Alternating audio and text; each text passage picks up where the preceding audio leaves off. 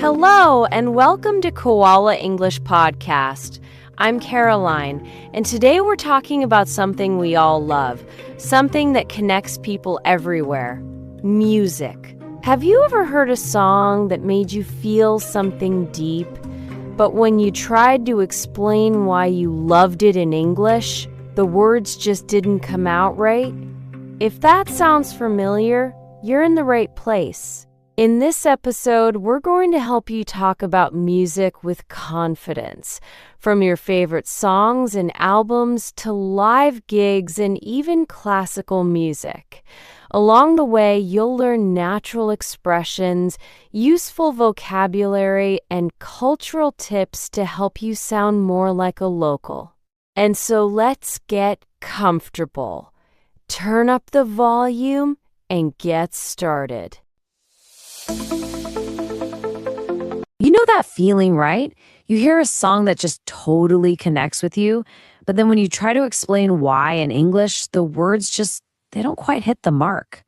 Well, today we're going to fix that. Let's dive in and help you turn that love for music into really confident conversations. I mean, at its core, music really is a universal language. It's this incredible thing that just brings people together, you know? It crosses cultures, generations, and a lot of the time, you don't even need to speak the same language to feel it. But that's the tricky part, isn't it? When you actually want to share why a certain song is so powerful, or what it felt like to be at a live show, finding the perfect words in a new language can feel like you're just a little bit out of tune. And that's exactly what this is all about. We're going to build up your vocabulary and your confidence so you can find your own rhythm in conversation and really express yourself perfectly. So first things first, let's talk about that emotional side. Because let's be honest, we don't just talk about music to list off facts. We do it to share a feeling, to connect with people. Just think about it for a second. Is there a song that the second you hear it, it just brings back a memory or a specific feeling? That's the power we're tapping into here. That feeling when a song just gets you. And hey, there's a perfect English phrase for that exact feeling: to strike a chord. This is what happens when a piece of music or even a story just resonates with you on a really deep personal level.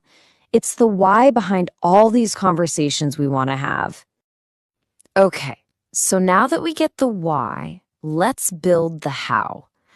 To have any good conversation about music, you're going to need a solid foundation of a few essential words.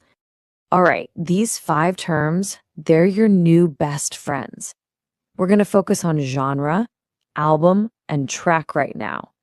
We'll get to piece when we touch on classical music, and chord, which is just a group of musical notes played at the same time, is a great one to know for talking about harmony. So let's start with the basics. So genre is basically your go-to word for categorizing music.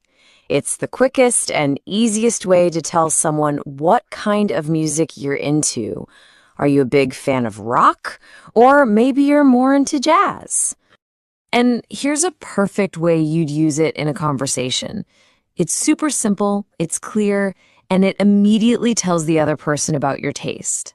And you know what? It totally opens the door for them to share their favorite genres right back at you. Okay, next up, album and track. A great way to think about it is that the album is the whole book, and a track is just one chapter. This is absolutely key for talking about, say, a brand new release from your favorite artist. See how natural that sounds? You can talk about the whole album, but then you can zero in on a specific track that really blew you away. This is how real, excited conversations about music actually happen. All right, let's build on what we've learned. The language we use can actually shift a little depending on if we're chatting about the latest pop hit or a classical masterpiece. So The really interesting thing here is the vibe of the conversation. We talk about contemporary music with our friends, maybe making plans for the weekend, but conversations about classical music might happen in a slightly more formal setting, and the language we use can reflect that. Now, when you're discussing classical music, a fantastic word you can add to your vocabulary is timeless. It perfectly captures that feeling that a piece of music written hundreds of years ago can still feel totally fresh and emotionally powerful today. This is a perfect example. You're not just saying, I liked it. No, you're expressing this deeper appreciation for its lasting quality. Oh, and by the way, with classical music, we often use the word piece instead of track or song. It just fits that context a little better. I mean, there is nothing quite like live music, is there? That shared energy in a room is just electric. But how do you talk about it? Let's get into the specific language for live shows. Okay, a really key difference here is between a gig and a concert. Gig is super casual. It's perfect for a rock band playing at a local pub. Concert is a bit more of a general term, but we often use it for those huge arena tours or more formal events, like an orchestra performance. This is exactly how you'd sound talking to a friend. It's casual, it's full of energy. Using phrases like, it'll be a blast, and keen to catch just perfectly captures that informal, excited vibe of going to a gig. This is exactly how you'd sound talking to a friend. It's casual, it's full of energy. Using phrases like, it'll be a blast, and keen to catch just perfectly captures that informal, excited vibe of going to a gig. Okay, you have the foundation. Now this is the really fun part. Let's add in some of those everyday expressions and cultural details that'll make you sound less like you're reading from a textbook and more like a local. Now, this is super interesting, right? You can see how just a few key words change depending on where you are. In Australia and the UK, you'll hear gig and keen all the time. But in the US, you're much more likely to hear someone say concert and something like, I really want to go. Knowing these little differences is a massive step towards sounding totally natural.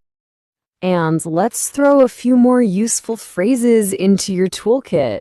Bop along is such a great, casual way to describe dancing or just moving to the beat. And check out hit the right note. It's an idiom that comes from music, but you can use it in any situation to say someone did something absolutely perfectly. So in the end, it all comes together. Talking about music, it isn't just about memorizing words. It's about using those words to connect with other people. It's about finding your rhythm in a conversation, just like you'd bop along to a great track. And that's what builds real, genuine confidence. You've got it now. You've got the vocabulary, you've got the cultural insight, you are ready to share your passion. So go on. Think about the last gig you went to, or that one timeless piece you absolutely love. Who are you going to tell about it? Now, before we wrap up, let's make this even more practical by looking at how these words actually show up in real life. The kind of English you hear when people are genuinely talking about music. Imagine you're sitting in a cafe with a friend, and there's music playing softly in the background. Without even thinking about it, your foot starts tapping and your head starts moving a little. You might smile and say, I always end up bopping along to this song. It's a really relaxed way to say you're moving with the music, not full-on dancing, just feeling the rhythm naturally. Or maybe a friend recommends a new artist to you. You haven't heard them yet, but you're curious. Instead of saying something very formal like, I will listen to it later, you'd probably say, yeah, I'll check them out tonight. That phrase works everywhere, for music, movies, YouTube videos, even restaurants. It's sometimes a song doesn't impress you straight away. The first time you hear it, you think, I'm not sure. But then you hear it again and again, and suddenly you realize you actually love it. That's when you'd say, at first I didn't like it, but it really grew on me. Native speakers use that phrase all the time to describe changing opinions, not just about music, but about people, places, and even food.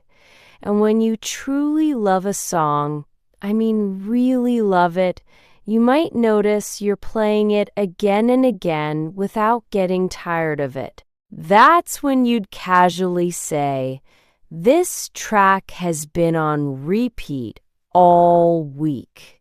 It instantly tells people how much that song means to you. There's also a great expression that comes from music but works in everyday life. If a band gives an amazing performance, or even if a friend says exactly the right thing at the right time, you can say they hit the right note. It means they did something perfectly, emotionally or socially, and people instantly understand what you mean. Now, the really interesting part is how these conversations change slightly depending on where you are in the world. Here in Australia, for example, people almost always talk about going to a gig. You'll hear things like, there's a great gig at the pub tonight, or I'm really keen to see them live. That word keen is everywhere. It simply means you're excited or interested, and it sounds very natural in Australian English. Live music in pubs is a huge part of the culture, so these conversations come up all the time. In the UK, you'll also hear gig constantly, especially when people talk about bands or smaller venues. Music festivals are a big topic too, and someone might casually say, I saw them at Glastonbury years ago. One thing to listen for in British English is understatement. If someone says, yeah, it was pretty good, that might actually mean they absolutely loved it. In the US, the language shifts just a little. People are more likely to say concert instead of gig, especially for big events. You'll often hear phrases like, I really want to go to that concert, or they're touring right now. Big arena shows and pop concerts are hugely popular, and the excitement is usually very open and enthusiastic. Once you start noticing these small differences, the words people choose, the way they express excitement, your English begins to sound more natural without you even trying. And that's the goal. Not perfect English, but real English that connects you to people, just like music does. In the end, talking about music isn't just about memorizing words. It's about using those words to connect with other people, to share feelings, and to find your rhythm in conversation, just like you'd bop along to a great track. So think about the last gig you went to, or that one timeless piece you absolutely love. And if you enjoyed today's episode, Feel free to share your ideas or thoughts in the comments below, and don't forget to subscribe so you don't miss a future episode. Thanks so much for listening to the Koala English podcast. I'm Caroline, and I'll talk to you again very soon.